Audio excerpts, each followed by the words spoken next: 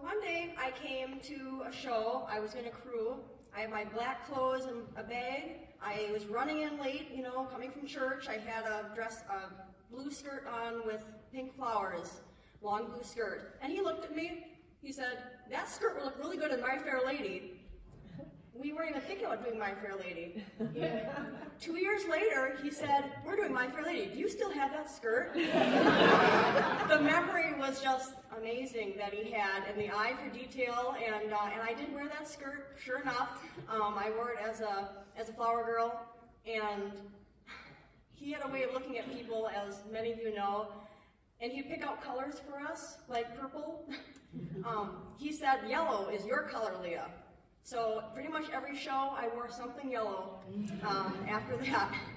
Sunflowers or just anything yellow. I know for 7 Brides, 7 Brothers, I had yellow ribbons in my hair, and he said, "You look like Princess Leia. Don't do your hair that way."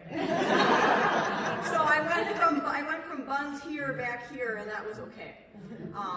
But he also built me, all the ladies in 7 Brides had plaid dresses, not plaid, quilt style dresses that looked like we made them out of quilts, and they were all lovely, and you know, mine had tints of yellow in it. Unfortunately, mine had flowers right here. And he looked at them and he said, "That's not going to work." So